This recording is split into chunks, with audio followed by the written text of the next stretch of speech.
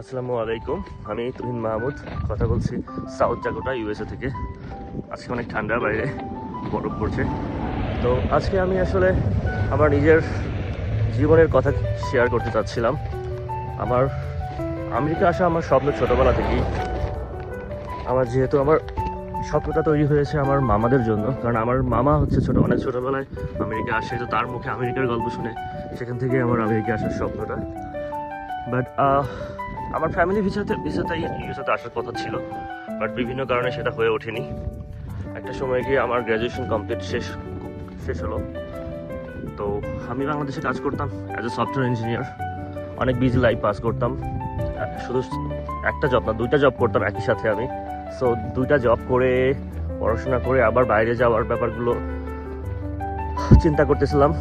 সেই সময় আমার আসলে এক বন্ধুর মাধ্যমে ভিজিটের ব্যাপারে জানতে পারি, বারাকা স্টাডি ট্যুর অ্যান্ড ট্রাভেলের ব্যাপারে।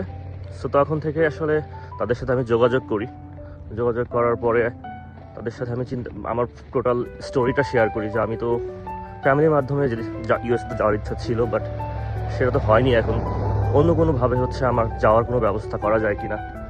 তো আমার বাই দ্যাট টাইম আমি ম্যারিড ছিলাম। তো আমার ওয়াইফ হচ্ছে ইউনিভার্সিটি অফ রাজশাহীতে পড়াশোনা করতো ফাইন আর্টস পেন্টিংয়ে। তো ওর রেজাল্ট অবশ্যই অনেক ভালো ছিল। তো দেখা যেত আমি 2টা জব করে সময় পেতাম না কোনো প্রকার আইএলটিএস দেওয়ার জন্য। তো তাদের সাথে কথা বলে তারা আমাকে পরামর্শ দিল, আপনি একটা কাজ করতে পারেন, সেক্ষেত্রে আপনার ওয়াইফের রেজাল্ট যেহেতু ভালো, আপনার ওয়াইফের মাধ্যমে ট্রাই করতে পারেন। সো আপনারা দুজনেই তখন যেতে পারবেন। আমি তখনও জানতাম না হচ্ছে আর্টসদের কোনো স্টুডেন্ট আসলে স্কলারশিপ নিয়ে ইউএসএতে যাওয়া সম্ভব, এটা সম্পর্কে আমার কোনো ধারণাই ছিল না। তো তারা আমার সব কিছু প্রসেস করলো।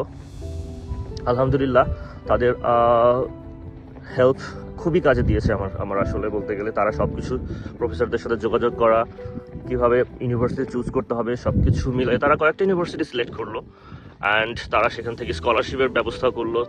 তো আমাদের সাথেই পরামর্শ করে শেষমেশ আমরা হচ্ছে ইউনিভার্সিটি অফ সাউথ জাকোটাকে সিলেক্ট করলাম। যেহেতু এই ইউনিভার্সিটিটা আমার মামাদের এরিয়ার কিছুটা কাছে। তো আলহামদুলিল্লাহ ফাইনালি আমরা হচ্ছে ভিসার জন্য দাঁড়ালাম এবং ভিসা হয়ে গেল এবং চলে আসলাম। সো আসলে আমার ভিডিওটা থ্যাংক ইউ দেওয়ার জন্য বারাকা বিসেটকে আসলে। তো বিসেটকে থ্যাংক ইউ না দিলেই নয়, কারণ হচ্ছে ওদের যে হেল্পটা আমি পেয়েছি সেটা আমার লাইফটা চেঞ্জ করে দিয়েছে আসলে বলতে গেলে। আমার ড্রিমটা পূরণ হয়েছে। সো থ্যাংক ইউ টু বিসেট। আসসালামু আলাইকুম।